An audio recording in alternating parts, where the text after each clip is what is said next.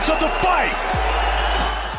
In MMA, greatness is not just the belt. It is the thing your opponent is terrified you might do to them. Every all-time killer has a signature move that feels like a horror movie jump scare. One blink, one wrong read, and the fight is suddenly over. Or your body is doing something it was not built to do. Today, we are walking through the Danger Museum of UFC history. 10 legends, 10 nightmare buttons. This isn't a definitive GOAT ranking, just a danger museum of 10 monsters and their scariest weapons. We'll show you how each weapon gets set up, why it keeps working on the best humans alive, and what it costs when it lands. But before we dive into the content, we have a very small request. If you like our content, please support us by subscribing to the channel. It's a small click for you, but to us it means a lot. Thanks. Now, without much ado, let's begin.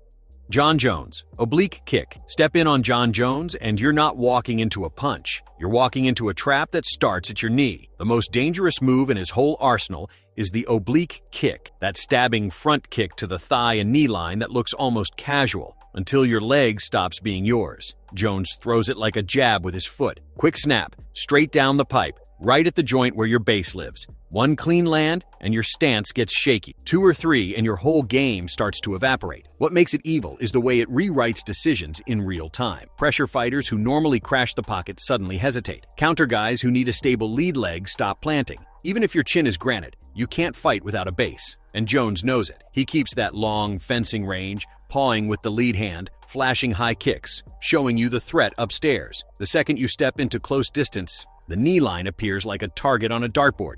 He doesn't need to spam it either. A few well-timed obliques early are enough to make opponents second-guess every entry for the rest of the night. You can trace the controversy straight to his title reign. After fighting him, Quinton Rampage Jackson went public, saying the oblique kick should be banned, basically calling it an illegal kick in spirit, even though it's legal in the UFC. That backlash is still part of the Jones story because this isn't a highlight move. It's a potentially career-altering one, and that's why it fits Jones perfectly. Against him, you're not just surviving a strike, you're defending your mobility, your confidence, and your ability to even start the fight you trained for. Miss that defense once, the rest of the Jon Jones machine takes over, and you're stuck playing catch-up on one leg.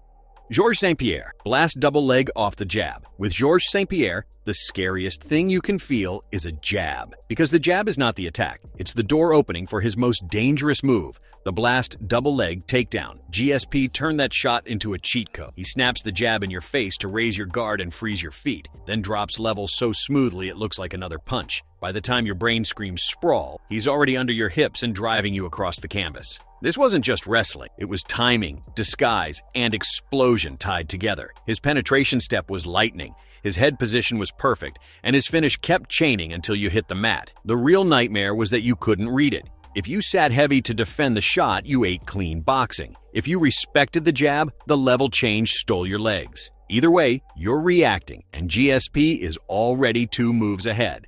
The stats still scream GOAT. St-Pierre landed 90 UFC takedowns with 73.8% takedown accuracy, second most takedowns in UFC history behind Merab Dvalishvili, and one of the highest accuracy marks ever for a high-volume shooter. Merab Dvalishvili has since surpassed his raw total, but GSP is still the blueprint for how to weaponize the double leg against only elite competition. And once he got you down, the round belonged to him. He'd settle into control, slice guard, and stack damage while you burned energy just trying to stand. That is why his double leg is the signature danger. It didn't just win moments, it won fights, titles, and an era. Against GSP, the jab was the warning bell. The double leg was the floor giving way under you.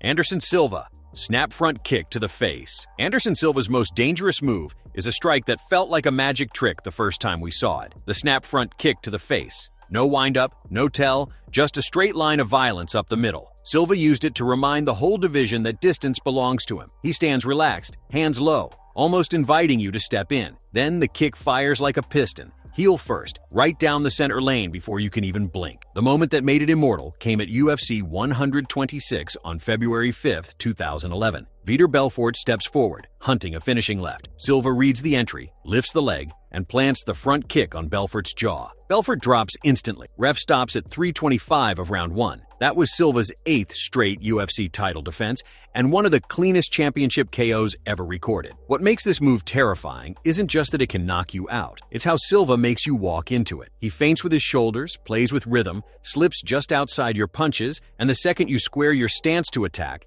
that center line opens. You think you're entering range to hit him, and instead you're entering the kill zone. After Belfort, challengers fought scared of stepping in too cleanly because that kick could appear out of nowhere. That's real danger. Not a one-time highlight, but a weapon so iconic, it changed how an entire era approached Anderson Silva. One step wrong, and the spider ended your night in a heartbeat.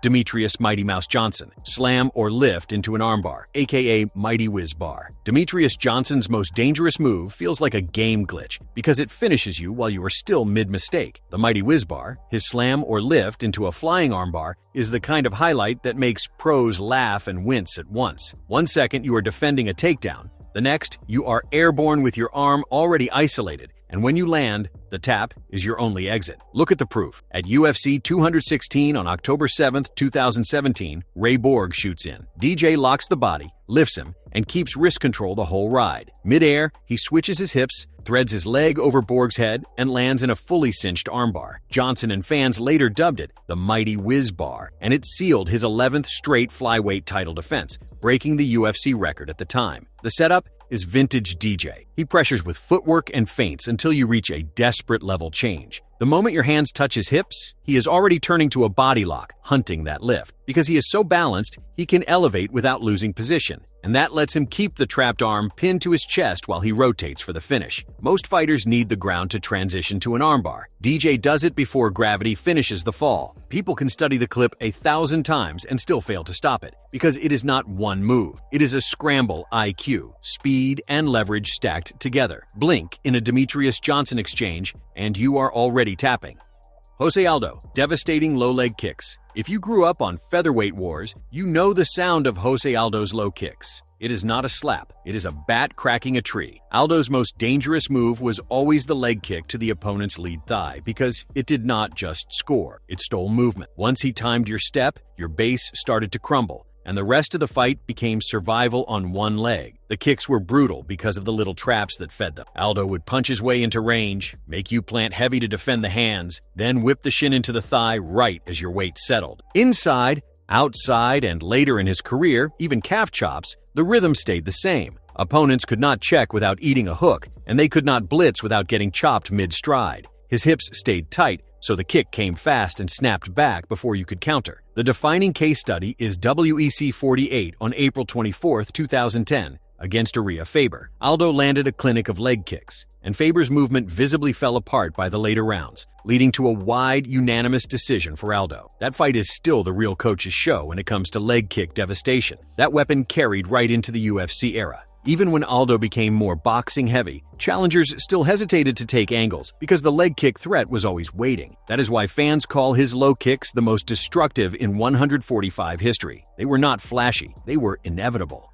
Khabib Nurmagomedov, Dagestani handcuff with the leg ride. The most dangerous move in Khabib Nurmagomedov's world is not the takedown. It is what happens the second you touch the fence. His signature kill switch is the Dagestani handcuff paired with a leg ride, a wrist trap system that pins one of your arms behind your back while he laces your hips and legs. Once Khabib locks that, you are fighting with one hand and no base. Here is the nightmare. Khabib pressures you to the cage, finishes a single or body lock, then laces or kind of grapevines his legs around your thigh so you cannot turn in or build a base. At the same time, he isolates your wrist, folds that arm behind you, and drops his weight on your shoulder line. The handcuff removes your posting arm, and the leg ride kills your hips. That combo is why his top game felt like drowning. You saw it in his biggest wins. Conor McGregor spent long stretches stapled to the fence in that ride at UFC 229, eating shots he could barely defend. Dustin Poirier at UFC 242 kept trying to stand, but the wrist trap and leg triangle pinned him until Khabib slid to the back and finished the rear naked choke. Different opponents, same helpless pattern. The reason no camp ever solved it is pace plus position. You might defend one phase, but Khabib is already locking the next, and you are carrying his weight the whole time. One moment on the fence, and the smash is already starting. Daniel Cormier, dirty boxing clinch. Daniel Cormier's most dangerous move is the kind that doesn't look scary until you are trapped in it. His dirty boxing clinch is a wrecking ball built out of Greco pressure, head position, and short punches you cannot see coming. DC doesn't need big windups. He wants your back near the fence, your posture compromised, and your hands busy defending grips you did not even know mattered. Then the fists start landing in inches, not feet. The mechanics are classic Cormier. He crowds you with that mummy-style guard, slides into collar ties or underhooks, and keeps you upright with head pressure. The moment you try to peel off, he times the break with short hooks and uppercuts. Analysts pointed to that dirty boxing clinch as a key danger going into his heavyweight run, and DC proved it instantly. At UFC 226 on July 7, 2018, Stipe Miocic tried to box his way out of the clinch. DC caught the exit with a short right hand as they broke the clinch, in a sequence some fans still debate. Dropped the champ and finished to become a two-division champion. Post-fight breakdowns highlighted the clinch and dirty boxing as the turning point. That's why this is DC's danger move. You don't lose to one punch. You lose to a cage sequence that turns into a slow, grinding beatdown until one of those short shots lands clean and the fight is over. Stipe Miocic. Short counter right hand. Stipe's most dangerous move is the short counter right hand, the punch that shows up while you are still thinking you are the one attacking. Stipe is not a wild heavyweight slugger. He is a measured, technical hitter who feasts on guys who overchase. When you rush him, he glides back half a step, keeps his chin tight, and fires a compact right that lands like a brick. The most famous example is still the night he took the crown. UFC 198 on May 14, 2016. Fabricio Werdum charges forward swinging big. Stipe backsteps and cracks him with a clean short right counter. Werdum collapses and the fight ends by KO at 2:47 of round 1. That punch didn't just win a fight, it launched one of the most decorated heavyweight title reigns in UFC history. What makes the right hand so lethal is the setup. Stipe gives you just enough space to believe you can close it. He jabs, fades, and draws your weight forward. The second your feet get heavy and your head lines up, the counter shoots through the lane. Heavyweights don't recover from that kind of timing. So, if you're fighting Miocic, you're not just dealing with power. You're dealing with a heavyweight who hits you hardest exactly when you think you are winning.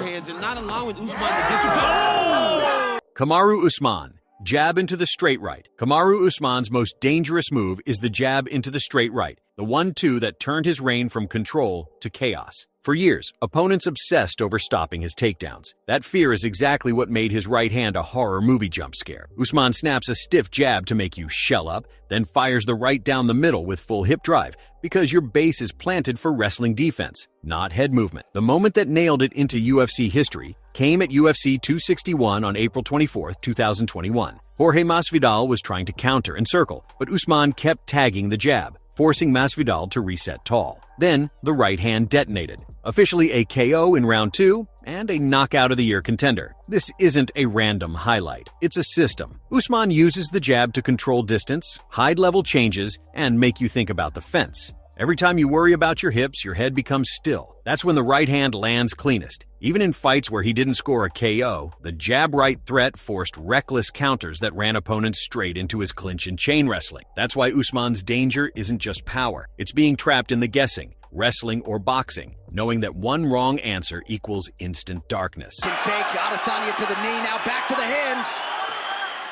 Israel Adesanya, lean back counter. Right into left hook. Israel Adesanya's most dangerous move is the lean back counter right hand into the left hook, the combo that punishes aggression like a booby trap. Izzy makes you miss by inches, then answers before your feet even reset. The right hand touches first to stun and line you up, and the left hook follows across the chin at the exact moment your balance is gone. The defining showcase is UFC 243 on October 6, 2019. Robert Whittaker blitzed forward, trying to reclaim his belt. Adesanya leaned back, let the shot sail, and fired the right-left counter sequence. Whittaker dropped, Adesanya swarmed, and the finish came by KO at 3:33 of round 2 to unify the middleweight title. ESPN's recap specifically notes the right hook, left hook counter as the finishing combo. What makes this trap so nasty is the setup. Adesanya feints constantly, shoulder twitches, hip fakes, stance shifts, baiting you into overcommitting. When you finally decide to close the distance, you're stepping into a lane he has already mapped. The lean back pulls your punch short, the counter right tags you as you're extended, and the left hook lands while your head is still on the same line. Even after years of tape, people still fall for it because Izzy's range reads are elite. He makes the cage feel bigger for him and smaller for you. One anxious entry, and that right-left trap is waiting. He doesn't chase finishes, he lets you deliver yourself into their hands. If you learned anything today, let it be this. These guys did not just win fights. They changed what safe looks like in the cage. Jones makes you second-guess every step. GSP turns a jab into a trapdoor. Silva weaponizes distance like a magic trick. Mighty Mouse proves speed can be a submission. Aldo chops your legs until your game collapses. Khabib handcuffs you to the fence and drags you into deep water. DC bruises you in clinches you thought were neutral. Stipe punishes confidence with one clean counter. Usman makes you pick wrong between the hips and the head. Adesanya lets you sprint into your own ending. Honorable mentions for the maniacs just outside. Connor's left hand, Cejudo's entries, Volk's pressure, and if we go women's GOAT tier, Nunes and Shevchenko are automatic. Your turn. What move scares you most?